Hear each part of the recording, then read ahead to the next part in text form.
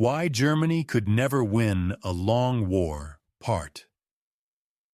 The arithmetic of industrial capacity, the foundation of modern war. The basic mathematics of World War II were established long before the first shots were fired in September 1939. They were established in steel mills and automobile factories, in coal mines and oil refineries, in the demographic tables that counted populations, and the financial ledgers that calculated economic output. These abstract numbers, production statistics, resource inventories, population figures, would ultimately prove far more decisive than any individual battle, any military innovation, or any tactical genius. By these measures of raw capacity, Germany faced an almost impossible strategic situation from the moment it decided to wage war against a coalition that would eventually include the Soviet Union, the United States, and the British Empire.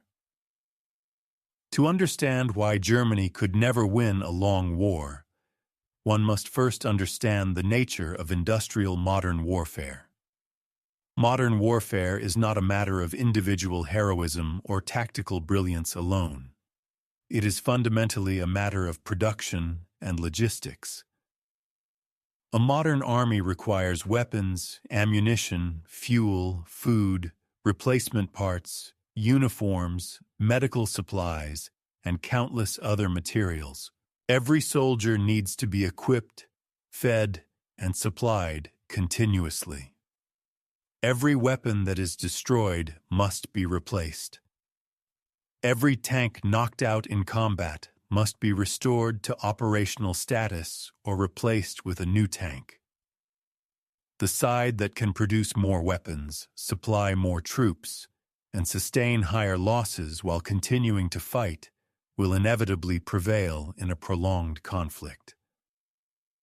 This is not a law of nature, but a law of industrial capacity. It is as immutable as gravity. No matter how skilled the generals, no matter how brave the soldiers, no matter how advanced the weapons, the side with greater productive capacity and greater access to resources will eventually exhaust and defeat the side with lesser capacity. This principle was understood by military theorists before the war, and it was confirmed by every outcome once the war began. Germany's industrial achievement and its limits. Germany in 1939 was undoubtedly a powerful industrial nation. The Nazi regime, having come to power in 1933, had invested heavily in rearmament during the 1930s. This rearmament represented a deliberate choice to convert the German economy from civilian production to military production. Factories that had built automobiles and consumer goods were converted to produce tanks, aircraft, and weapons. Coal mines and steel foundries were operated at maximum capacity. Chemical plants manufactured explosives, poison gases, and other materials essential for warfare. The results of this rearmament effort were impressive by the standards of the time. By 1939, Germany possessed a formidable military-industrial complex that was among the most advanced in the world. German tanks were among the best engineered in the world. German aircraft were sophisticated and powerful. German weapons demonstrated careful design and high manufacturing quality. The organization of German industry was efficient and well coordinated. German engineers and scientists were among the finest in the world. When the war began, Germany's military equipment was comparable to or superior to that of potential enemies in many respects. But industrial capacity is not measured solely by the quality of individual weapons or by the sophistication of design. Industrial capacity is measured in tons of steel produced per year, in numbers of weapons manufactured, in total productive output across the entire economy. By these measures, Germany's industrial capacity, however impressive, was modest compared to that of its potential opponents, and downright insignificant compared to the industrial capacity of the coalition that would eventually oppose it. Consider the basic statistics of automobile production. The United States in 1939 was producing more automobiles in a single year, roughly 3.7 million vehicles annually, than Germany could produce in 5 years. American factories were designed for mass production on a scale that German industry had never attempted. American manufacturing techniques, perfected through decades of civilian automobile production, were oriented toward speed and standardization. An American factory could produce vehicles with minimal defects and maximum speed. German factories, by contrast, produced fewer vehicles but with greater care and precision. The American approach emphasized quantity. The German approach emphasized quality. This difference in philosophical approach to manufacturing would prove decisive when the two nations converted their industrial capacities to military production. American factories could be converted to produce tanks, aircraft, and weapons at rates that Germans could barely comprehend. A factory that had been producing automobiles could be converted to produce tanks with relatively minimal retooling. The basic production techniques, assembly lines, interchangeable parts, standardization, translated directly from civilian to military production. The iron law of steel production. The disparity in steel production told an even more dramatic story. Steel is the fundamental material of modern warfare. Every weapon, every vehicle, every piece of military equipment requires steel. The nation that can produce more steel can produce more weapons. It is that simple. In the period immediately before World War II, American steel production was running at roughly 45 million tons per year. German steel production was roughly 20 million tons per year. The Soviet Union was producing roughly 18 million tons per year, though this figure would fluctuate due to the economic disruptions of the 1930s. The disparity was already enormous, with American steel production more than double that of Germany. But these figures only tell part of the story. American steel production capacity was far from fully utilized in peacetime. American factories had the potential to produce far more steel if fully mobilized. German steel production, by contrast, was already being pushed to near maximum capacity due to the rearmament program that had begun in 1933. Germany was already operating near the limits of what its industrial base could sustain. When war came, the disparities began to widen further.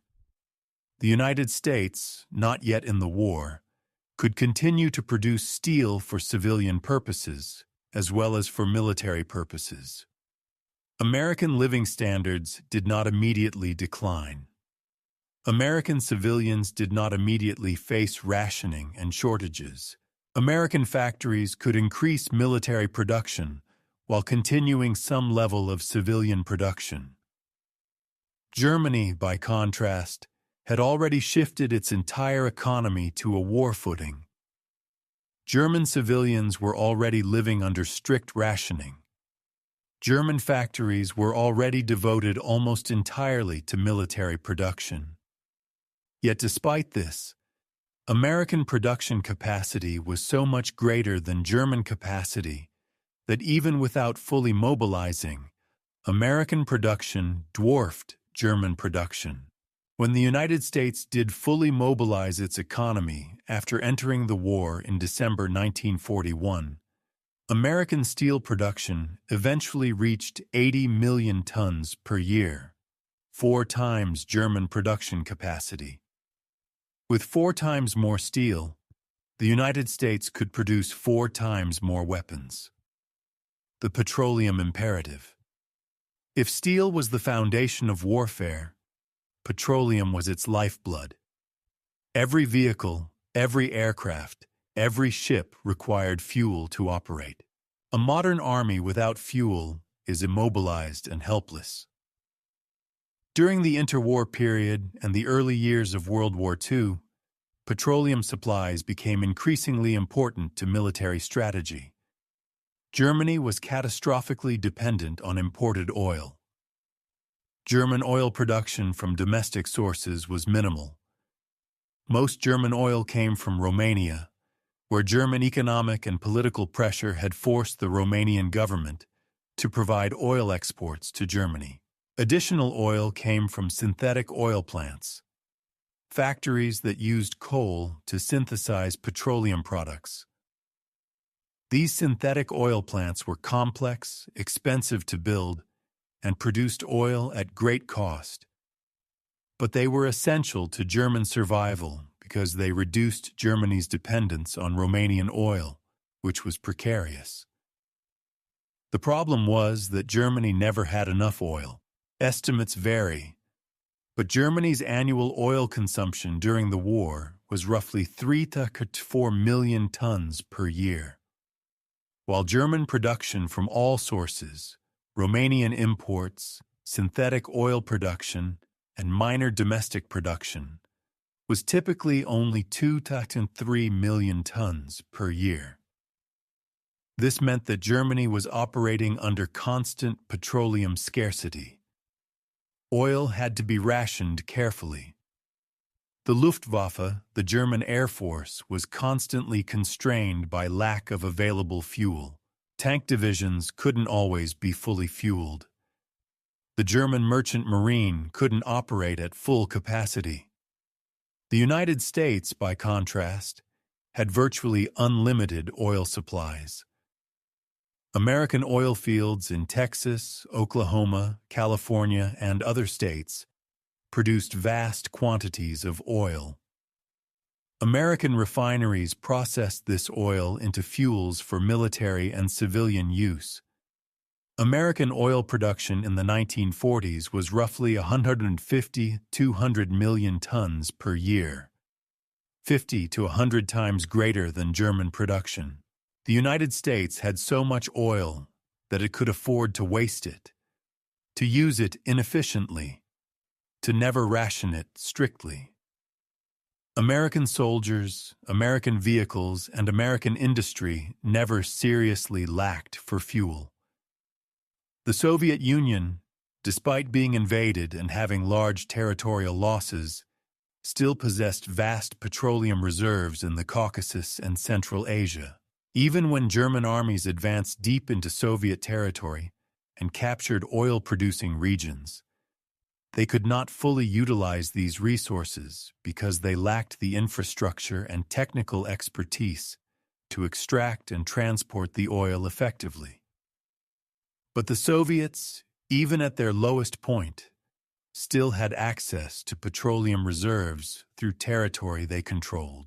And as the war progressed and Soviet forces pushed German armies back, Soviet access to oil increased. The coalition against Germany. The strategic situation became truly desperate for Germany when the Soviet Union was invaded in June 1941, and especially when the United States entered the war in December 1941. At that moment, Germany faced a coalition whose combined industrial capacity was overwhelming. Germany was now at war against the Soviet Union, the United States, the British Empire, and numerous smaller nations. The combined population, industrial capacity, and resource wealth of this coalition vastly exceeded Germany's. The statistics were staggering. The combined steel production of the Allied coalition eventually exceeded 200 million tons per year, while Germany's production never exceeded 30 million tons per year. The combined oil production of the Allies was hundreds of millions of tons per year, while Germany's production was measured in low single-digit millions of tons per year. The combined population of the Allied coalition exceeded 1 billion people, while Germany's population was roughly 80 million. These were not close competitions. These were not situations where Germany might hope to prevail through superior tactics or superior technology. These were fundamental, mathematical, overwhelming disparities in the basic resources of warfare. Germany was vastly outnumbered and vastly outproduced by its enemies. The illusion of the quick war. Given these overwhelming disparities, Germany's only hope for victory lay in achieving rapid, decisive military victory before the war became a prolonged conflict of attrition. If Germany could defeat its enemies quickly, Poland in weeks, France in months, the Soviet Union in a year, then the war would be won before the Allies' superior industrial capacity could come into play. Germany would negotiate peace settlements with defeated enemies and would emerge victorious. This logic was not entirely irrational. The question was whether it was realistically achievable. The invasion of Poland in September 1939 had been successful, with Polish forces defeated in weeks. The invasion of France in 1940 had been even more spectacularly successful, with French forces defeated in 6 weeks and France forced to surrender. These successes seemed to validate the theory that Germany could win through rapid maneuver and superior tactics. But these victories had been achieved against opponents that were not fully mobilized and not fully prepared for the kind of warfare that Germany unleashed. Poland was not prepared for a blitzkrieg assault by the full German military machine. France, despite its military tradition, had been strategically caught off guard by the German invasion and had underestimated the speed and power of German mechanized forces. These victories, though dramatic and decisive in their own right, did not prove that Germany could defeat every opponent through speed and maneuver. The invasion of the Soviet Union in June 1941 provided a much sterner test. The Soviet Union was vast, with unlimited strategic depth. Soviet forces, though initially defeated in many engagements, could retreat, regroup, and rebuild. Soviet industry, though devastated by the initial German invasion, could be evacuated eastward beyond the reach of German forces. The Soviet Union had access to vast resources and virtually unlimited manpower. As the German invasion bogged down into a war of attrition, the fundamental advantages that had brought quick victory in Poland and France proved insufficient. By the time the United States entered the war in December 1941, Germany's fate was essentially sealed. The Soviet Union was not going to be defeated quickly. The United States would eventually arrive in Europe with enormous military forces. Germany now faced a prolonged war against enemies whose combined resources vastly exceeded German resources. In such a war, Germany could not win. The trap of commitment. Germany's leaders understood, to some degree, the resource situation Germany faced. Hitler himself was aware that Germany could not sustain a long war against the full industrial might of the Allies. Some German military leaders explicitly warned that Germany lacked the resources to win a prolonged conflict. The chief of the German General Staff, Franz Halder, famously warned that Germany's strategic situation was untenable. Yet the Nazi regime continued the war. Retreating now was impossible. Hitler had committed Germany to total war, and the regime could not face the humiliation of failure.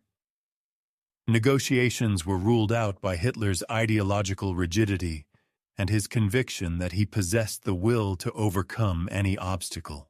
Germany's only option, as the regime saw it, was to continue fighting, to hope for some breakthrough that would change the situation, to believe that superior German determination and superior German technology could somehow overcome the basic mathematics of industrial capacity. This was not rational calculation, but rather a desperate hope in the face of overwhelming odds. Germany was trapped in a war it could not win, against an enemy coalition whose victory became more certain with each passing month. Part 2. The Geography of Defeat. The Landlocked Predicament.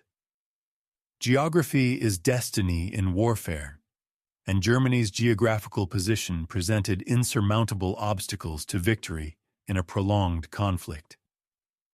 Germany sits in the heart of Europe, surrounded by neighbors, without direct access to the vast oceanic resources that had enriched the Western powers. While Great Britain had built an empire through naval power, while the United States had developed industrial might protected by two vast oceans, Germany was hemmed in by land borders, dependent on continental neighbors for essential resources, and vulnerable to encirclement by enemies approaching from multiple directions. This geographical reality meant that Germany was always fighting on multiple fronts. When Germany attacked Poland, it faced potential enemies to its east and west. When Germany conquered France and prepared to face Britain, it found that war against Britain meant defending an enormous coastline against naval blockade and invasion. When Germany attacked the Soviet Union, it became engaged in a massive land war while still maintaining forces in Western Europe and the Mediterranean. Germany could never concentrate its full force against a single enemy because geography dictated that enemies could always appear from multiple directions. More fundamentally, Germany's continental position meant that it could never fully control the resources it needed. The Soviet Union stretched across an enormous geographical expanse, with vast resources scattered across its territory. Even when German armies conquered enormous stretches of Soviet territory, they could not effectively exploit the resources in those territories. Distance, poor infrastructure, and the constant threat of partisan warfare made resource extraction from conquered Soviet territories difficult and incomplete. The Atlantic Ocean, meanwhile, separated Germany from the resources of the Americas. The United States and Canada possessed vast agricultural resources, enormous oil reserves, and enormous mineral wealth. All of these resources lay beyond German reach, separated by an ocean that German naval forces were utterly unable to control. When American factories began producing weapons in enormous quantities, those weapons had to be shipped across the Atlantic to supply British and Soviet forces. Germany could not intercept this flow effectively. German submarines, despite being formidable weapons, could not sink enough merchant ships to seriously disrupt the flow of American supplies across the Atlantic. The problem of conquered territory. The size of conquered territory presented Germany with a different kind of geographical problem. Germany conquered vast stretches of Europe, Poland, France, the Balkans, and enormous territories in the Soviet Union. But conquered territory required troops to hold it, required supply lines to maintain occupation forces, and required resources to administer and police. Every soldier occupied in holding down conquered territory was a soldier that could not be deployed to the front lines. The Soviet Union presented this problem in its most acute form. When Germany invaded the Soviet Union in June 1941, German armies advanced with spectacular success, conquering enormous territories. But the more territory Germany conquered, the longer its supply lines became. The railways and roads had to be repaired, expanded, and maintained. Vast distances lay between the front lines and German factories. It took weeks for supplies to travel from Germany to the front lines. A soldier at the front might be thousands of kilometers away from German territory. Moreover, conquered Soviet territory was not pacified. Soviet citizens did not accept German rule passively. Partisan movements emerged in the conquered territories, conducting guerrilla warfare against German occupation forces and supply lines. German forces had to divert troops to combat partisans, to protect supply lines, and to administer occupied territories. These troops were not available for frontline combat. The more territory Germany conquered, the more troops it had to use simply to hold what it had conquered. The supply line problem became catastrophic as German forces advanced deeper into the Soviet Union. The Germans were attempting to supply millions of soldiers operating thousands of kilometers from German territory. The railway network of the Soviet Union had to be captured, repaired, and converted to German gauge. Soviet railways used a different gauge than German railways. This conversion took enormous effort and enormous resources. Locomotives and railway cars had to be manufactured or captured. The further the front advanced, the longer the supply lines became, and the more supplies were consumed simply transporting other supplies. This logistical nightmare eventually became insuperable. By the winter of 1941-1942, German forces were freezing and starving, not because Germany lacked weapons or ammunition, but because supplies could not reach the front lines in adequate quantities. The climate of the Soviet Union, far colder and more severe than anything experienced in Western Europe, added another dimension of difficulty. Vehicles froze. Weapons became brittle and unreliable. Soldiers suffered massive casualties from exposure to cold. The British blockade and economic starvation Britain, despite being knocked out of continental Europe in 1940, maintained one weapon that Germany could not effectively counter: naval blockade. The British Navy controlled the waters surrounding Europe. German ships could not operate freely on the oceans. German commerce was cut off. Germany could not engage in trade with nations beyond Europe. This blockade had enormous consequences for Germany's war effort. Germany could not import rubber from Southeast Asia to manufacture tires and seals for military vehicles. Germany could not import rare metals and minerals from around the world. Germany could not maintain trade relationships with neutral nations that might have supplied essential materials. Germany was economically isolated from much of the world, dependent almost entirely on what it could produce within Europe or extract from conquered territories. The Allies, by contrast, maintained free commerce across the oceans. American ships carried supplies to Britain. Ships from around the world, from Canada, from Australia, from South Africa, from India, carried supplies to Allied forces. The Allies could import rubber, tin, copper, and other essential materials from around the world.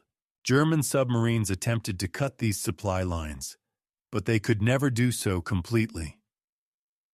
There were simply too many ships, too many ocean routes, and too much overall supply for German submarines to have decisive effect.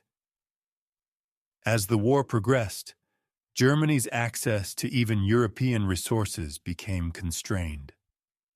Romania, which supplied oil to Germany, was increasingly threatened by Soviet advances.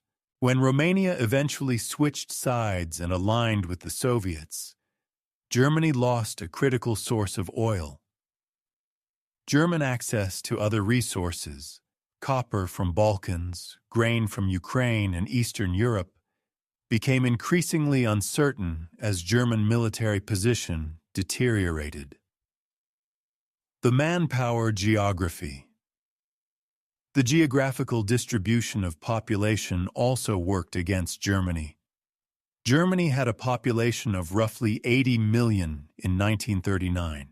This was substantial for Europe, but it was dwarfed by the populations of Germany's enemies. The Soviet Union had a population of roughly 170 million.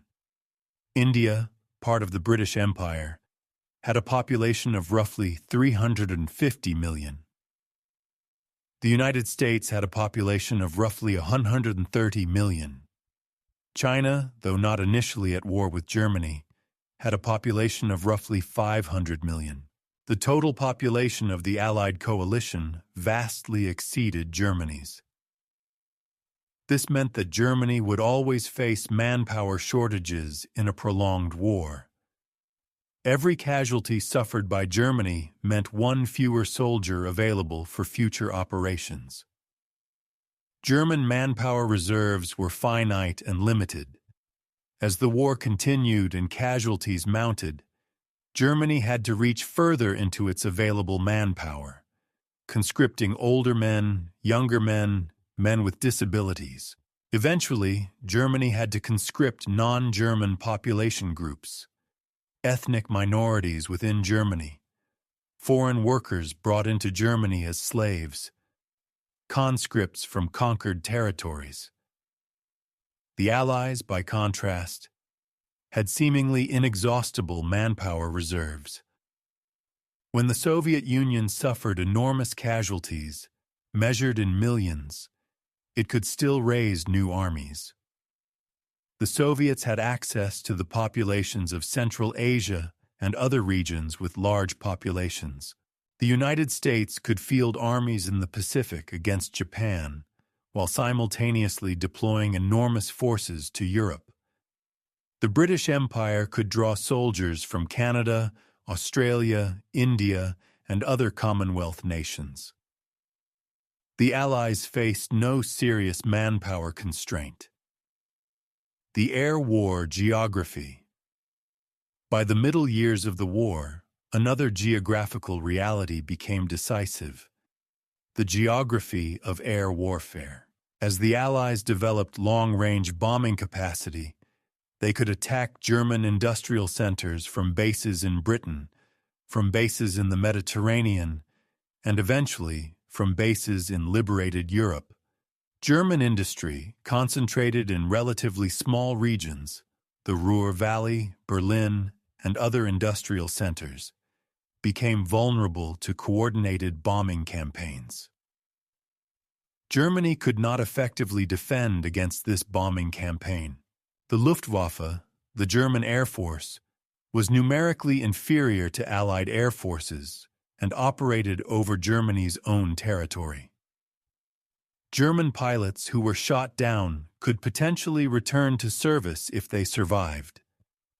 Allied pilots who were shot down over Germany were captured and lost. German aircraft production, despite efforts to accelerate it, could not keep pace with Allied aircraft production. American factories were producing more aircraft in a month than Germany could produce in several months.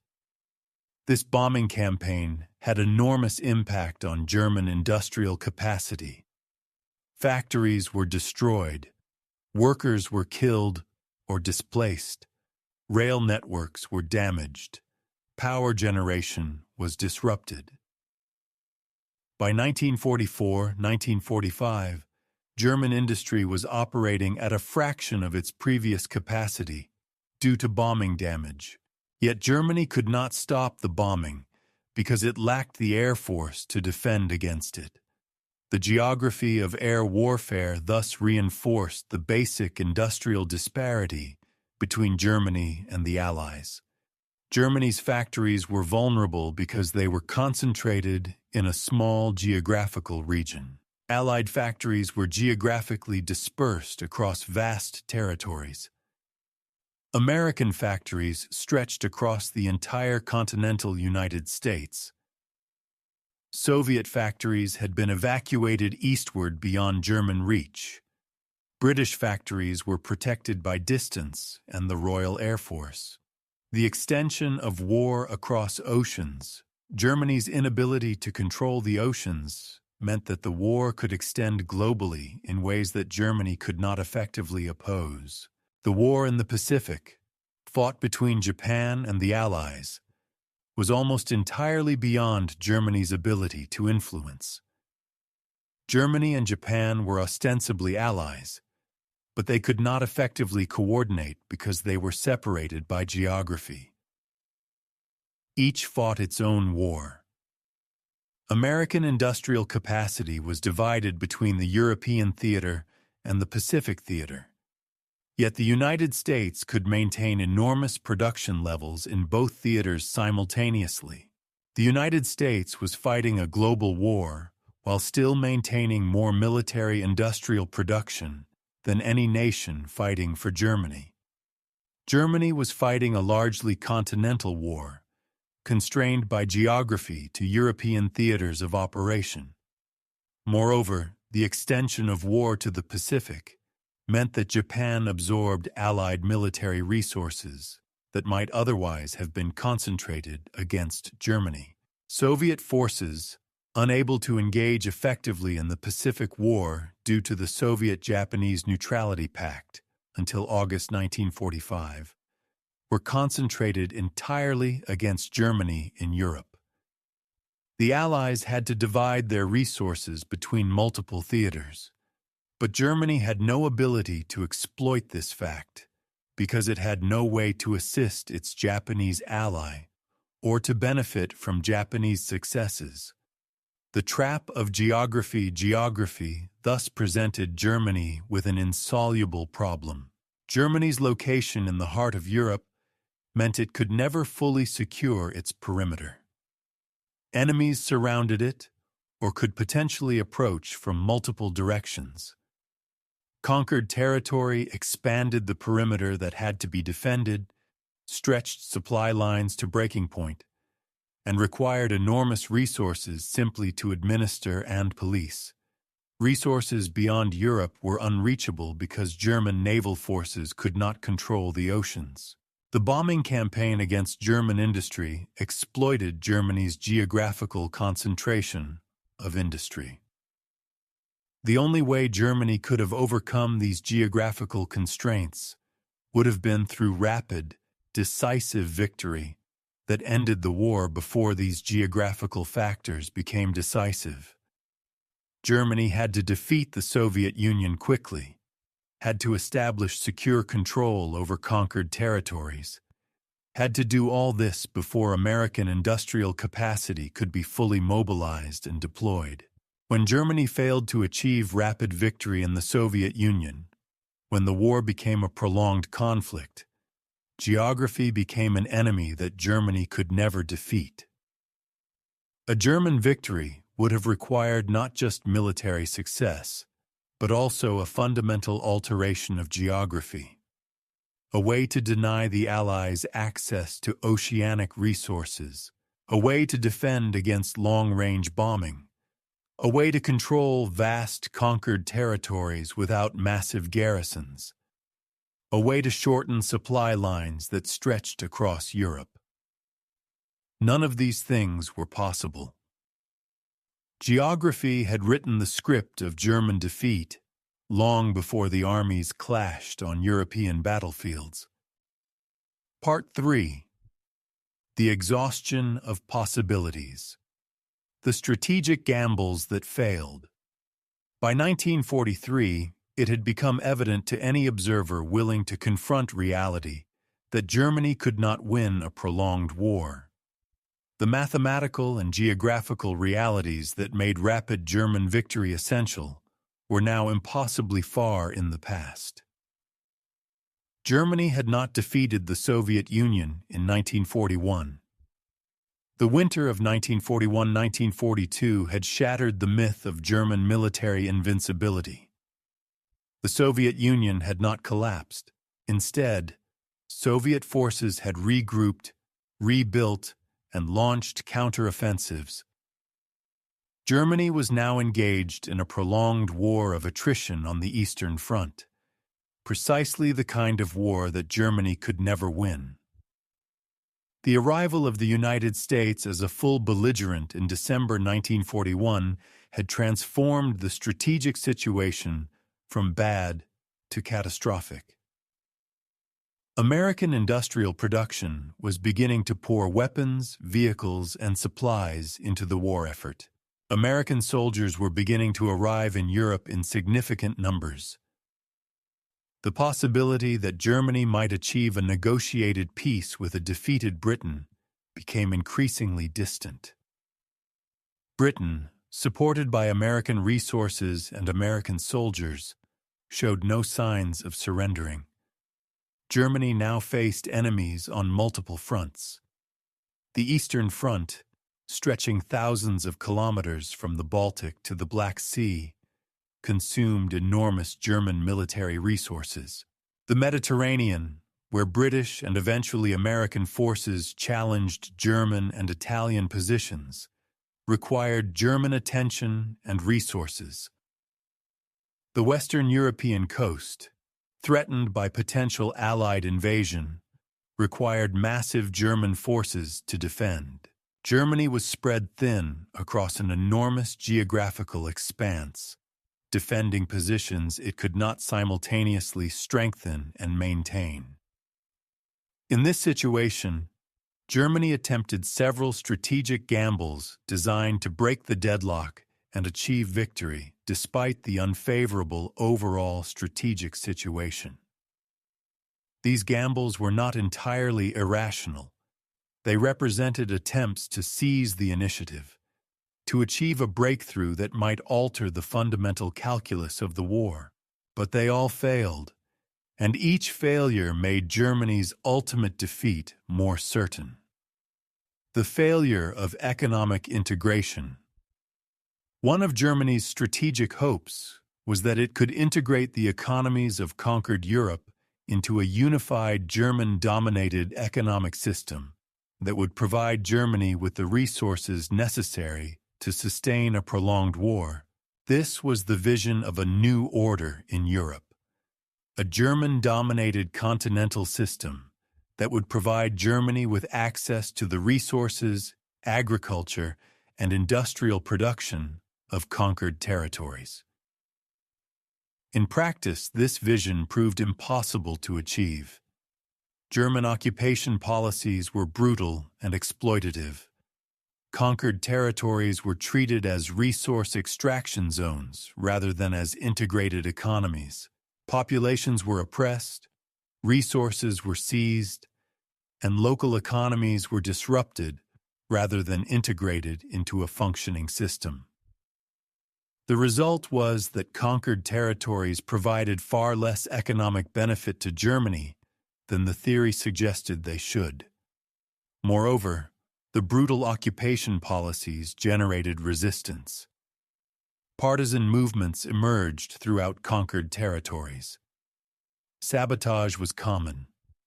Local populations cooperated reluctantly or not at all with German authorities. Resources that might have been extracted and transported to Germany were instead consumed locally or hidden from German authorities.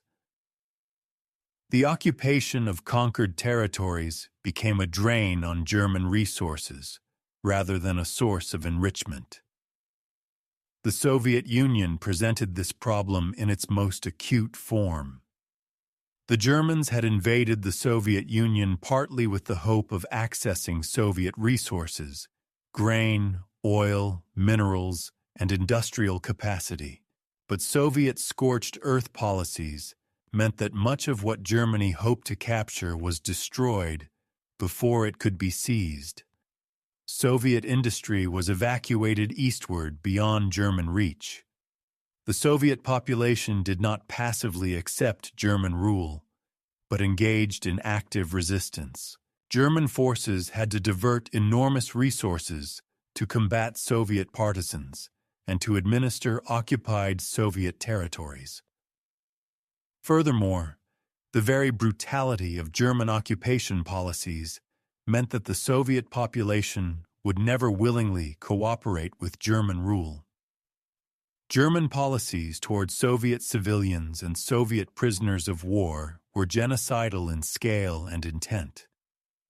Millions of Soviet prisoners of war died in German captivity. Soviet civilians were starved, enslaved, or murdered. The Holocaust claimed millions of Jewish and other victims. Such policies might have been intended to provide Germany with a sense of security or racial dominance, but they guaranteed that Soviet resistance would be total and uncompromising. The Soviets would fight to the death rather than accept German rule. The technological gamble. Another strategic gamble was that German technological innovation would produce weapons that could alter the balance of the war.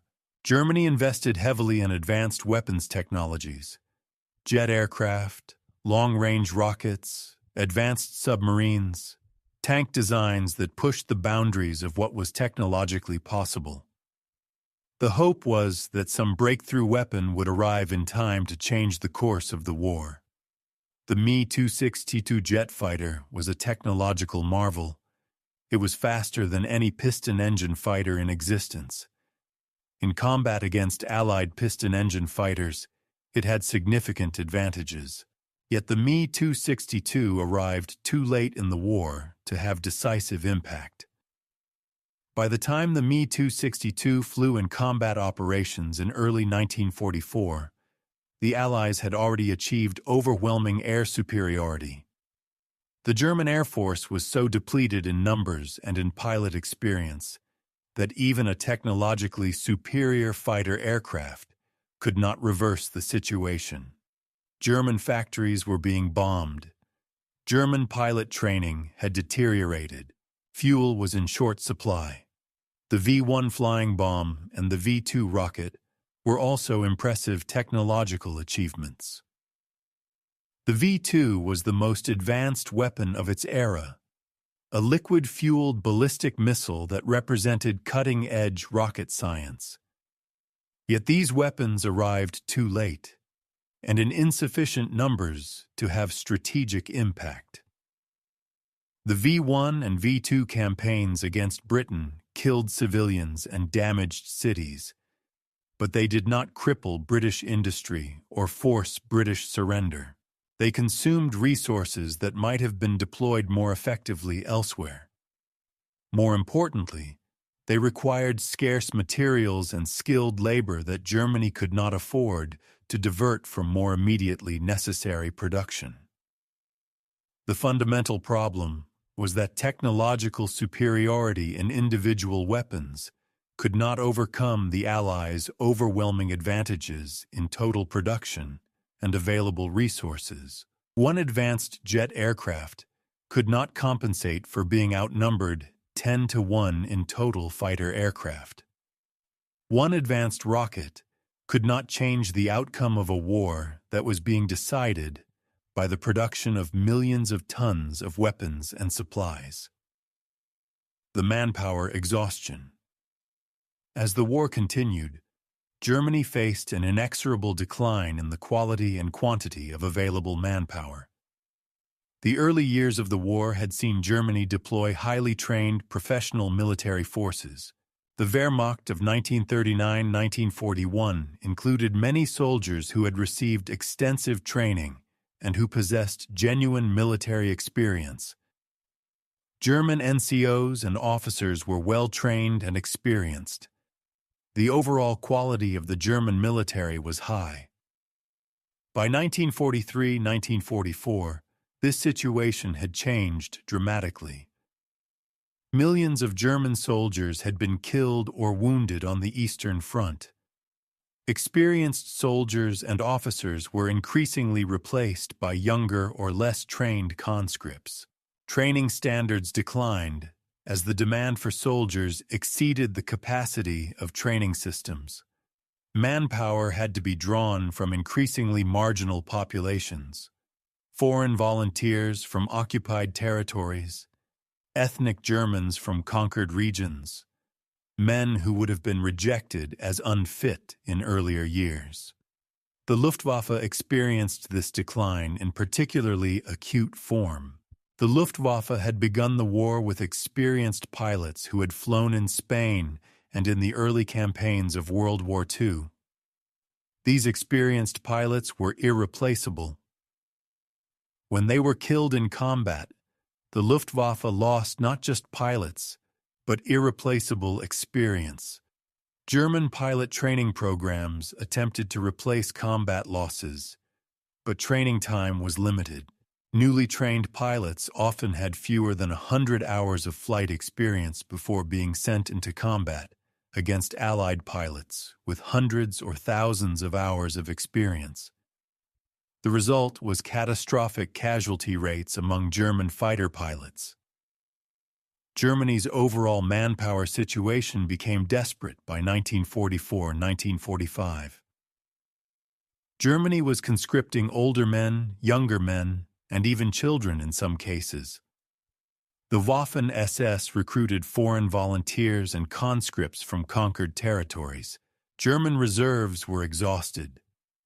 The only way Germany could maintain its armies was through continuous conscription of its own population and increasing reliance on foreign recruits of questionable loyalty and training. The Allies, by contrast, had access to enormous manpower reserves. American manpower was being deployed to multiple theaters of war. Soviet manpower, despite enormous casualties, continued to grow as newly trained soldiers and conscripts arrived at the front. British manpower was supplemented by soldiers from Commonwealth nations. The Allies faced no serious manpower constraint. Casualties could be replaced. Losses could be absorbed. The industrial collapse. By 1944, German industrial capacity was beginning to collapse under the impact of sustained bombing campaigns. The Allies had developed long-range bombing capacity that allowed them to attack German cities and factories from bases in England, from the Mediterranean, and eventually from liberated Europe.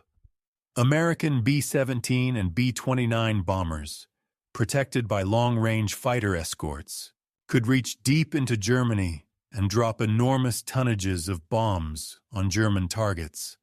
German fighter aircraft attempted to defend against these bombing campaigns, but they were increasingly overwhelmed by the sheer number of Allied bombers and fighters. German aircraft production could not keep pace with Allied aircraft production. German pilot training programs could not produce pilots fast enough to replace combat losses. The Luftwaffe was gradually ground down through attrition in the air. The bombing campaigns destroyed German factories, disrupted German transportation networks, and killed German workers. The Ruhr Valley, the heart of German industry, was repeatedly bombed. Berlin was repeatedly bombed. German oil refineries were destroyed. German rail networks were crippled. By late 1944, German industrial production was operating at a fraction of its previous capacity. Yet Germany could not stop the bombing because it lacked the military capacity to defend itself. Germany could not produce enough fighters. Germany could not produce enough flak ammunition. Germany could not station enough anti-aircraft defenses everywhere that needed defending. The bombing campaign was essentially undefendable against. American and British bombing capacity itself represented a demonstration of the Allies' industrial superiority. The Allies could produce bombers in enormous numbers, could produce fighter escorts in enormous numbers, could afford to lose aircraft because they could replace them, could fly bomber missions with pilot losses because they had trained replacements available. Germany could not match this capacity. Germany could not afford losses in the same way the Allies could. The arithmetic of attrition. By 1944, it had become clear that the war would be decided by attrition. Germany could not win through superior tactics or superior strategy or superior weaponry in any individual category. Germany could only hope to survive long enough to exhaust Allied patience or to achieve some miraculous technological breakthrough. Neither was likely. The arithmetic of attrition was merciless. If Germany and its opponents were trading casualties at roughly equal rates, if Germany lost one soldier for every one of its enemies lost, Germany would still lose the war. Germany had a smaller population than its opponents and less capacity to replace losses. A casualty exchange ratio of 1-to-1 would gradually deplete Germany's manpower, while the Allies' manpower would remain adequate. In practice, Germany was losing the attrition war badly. On the Eastern Front, Soviet forces were increasingly superior in numbers and in equipment.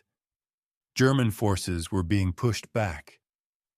Soviet advances came at high cost in Soviet casualties, but the Soviets could absorb these casualties in ways Germany could not. In the West, after the Normandy landings in June 1944, Allied forces were gradually expanding their beachhead and pushing inland.